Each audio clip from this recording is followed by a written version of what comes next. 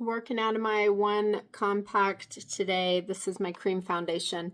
I had a little flare up with my eczema and a breakout going on, so I need a little bit more coverage. The dot method.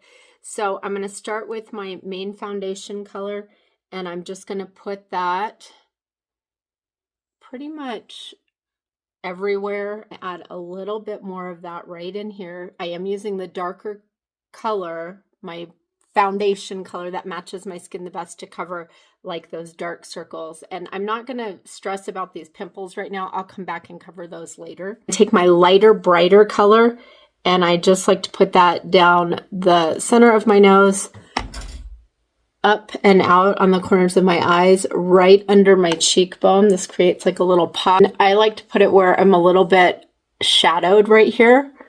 And I like to put my contour right on my cheekbone. And you don't need a lot. I never come further in than the corner of my eye. This creates a lot more lift, keeping it up and back like that.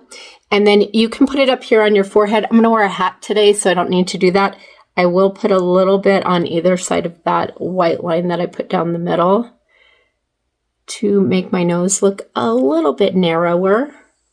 You can also shadow under your lip a little bit if you want to create some fullness there. Be careful up here. Don't get carried away. Just do the tiniest bit. Otherwise, you'll look like you have a mustache.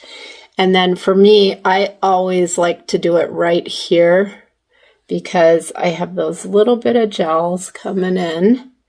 And this creates a shadow there, so it kind of cleans up that line. You can see it right there. But I'm not putting it right here where I already have a natural dip and a natural shadow. So add a bronzer shade. This is actually a contour shade that I'm using, but it works perfect for bronzer. And I'm kind of putting that above where I put my contour. I'll put a little bit in the center of my head, a little bit on my chin, kind of where the sun would hit. This color actually works great to counteract a lot of that dark red that I have from my eczema. Before I blend all this though, I'm going to let it sit for a couple minutes so it warms up. It'll make it easier to blend. And while that's sitting, I'm just going to do my eyes. So I'll take a little bit of my concealer or foundation color and just brush a little bit of this on my eyes just to kind of even that out. Warm to neutral, medium brown, and I'm going above my crease on my lid, and I'll kind of pull it out a little bit at the ends there. Nothing fancy, just one color on here. And this is a great guide to not drop your eyeshadow too low. A tiny bit of a shimmer and put a little pop right on the center of my eyelid. I never use anything shimmery under my brow. I'll either use my powder or I like to use this lighter highlight shade. So this is basically a brightening shade, and just put a tiny little dot under my brow. It'll give me a little extra lift. So now this makeup has kind of warmed up on my skin. I'm going to go back in with that nice, dense, fluffy brush, and I'm just going to start blending. You notice I'm not really lifting the brush off my face a lot. I'm kind of pushing it into my pores, pushing it into my skin, or stippling it like this, which is just kind of a tapping, pressing it in movement. Melting those together with the contour and that bronzer shade. I'm going to use kind of a mix of these two. Again, I'm staying up high on my cheekbone. This is going to give me more lift. It's this peachier tone. Peach is going to be great to cover red or purplish blemishes, because the peach, the orange in that, is the opposite of blue. And when you see red or purple blemishes, the undertone of that is blue. So we're kind of neutralizing that a little bit. It helps. It really does. When I look at my eyes, I can see that I'm really light right here, but then I have a little bit of that dark shadow. Instead of just putting a light color over the dark shadow, I'm actually going to put a darker color over the light spot to balance. So this is where that kind of bronzer contour shade comes in nicely. So I'm just going to tap that where I'm really bright white. So I'm putting this where it's lighter, What that does is it creates a lot of balance so that the dark line doesn't look as dark. It's not quite as noticeable. It's going to be great to leave it this way or easier to cover up that dark line. So let's do the other side. I'll show you. So like I'm really light right here and right here and even over here. And so just tapping a tiny bit of that on will kind of even that out. I'm going to use my main foundation color, not the lighter one. And I'm just going to tap that right in there where that little pocket is. And you don't need a lot. It's kind of that little dark shadow line. The least amount of makeup you can use around your eyes, the better. It's taking my main foundation shade again, and I'm just going to do some extra touch up where I feel really red.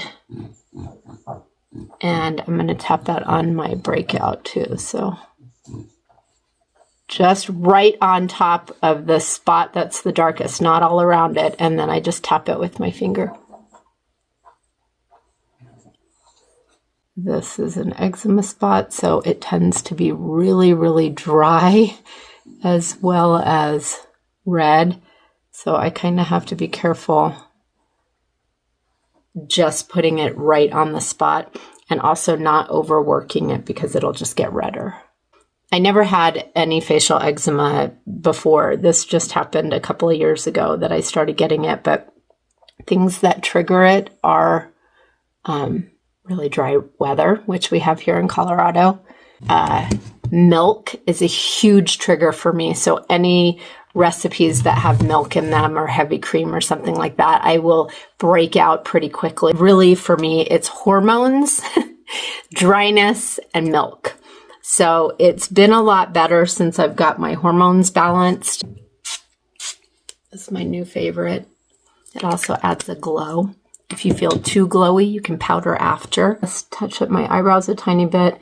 And for me, like, this is so convenient. I'm just using a dark brown eyeshadow that doesn't have any shimmer or anything in it.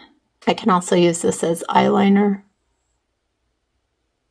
And it's a very subtle eyeliner. If you want it to look more like a line, you can use the powder eyeshadows. You can use them dampened with either setting spray or water, and it will give you a much bolder line. And I just realized one thing I forgot to do this morning is put in my eye drops. I use these eye drops every day. I only need one in each eye, and it takes away that redness. I wake up with really dry red eyes, and this has been a lifesaver for that. So you'll see just within like 30 seconds to a minute, you'll see how much whiter and brighter my eyes get. This is a really great mascara as well. The brush is really nice. One coat will give you really nice coverage. It's lengthening, and honestly, I don't even have to curl my eyelashes with it. It gives my lashes a curl. There's nothing toxic in this product. It's completely clean. It's waterless. It's from Europe, so it meets all of those EU standards. That in itself is amazing. So yeah, just one coat on that brush is plenty to do both of my eyes. Touch up a little bit of powder in a few areas. I like to use a brush for this, so I'm just going to kind of go on the outer corner of my eye, give myself a little bit of lift there, and then where I covered these blemishes and around my nose, it'll just keep them covered a little bit better. And that is it. We are done. I hope you found that helpful. If you need help figuring out your own custom palette, I'd be happy to do that. I'm trained in that, and there's a couple of quizzes that are really fast but accurate. And if you have any questions about anything else that I used, I'm happy to direct you to find those. All right, I think that's it. Have a beautiful day.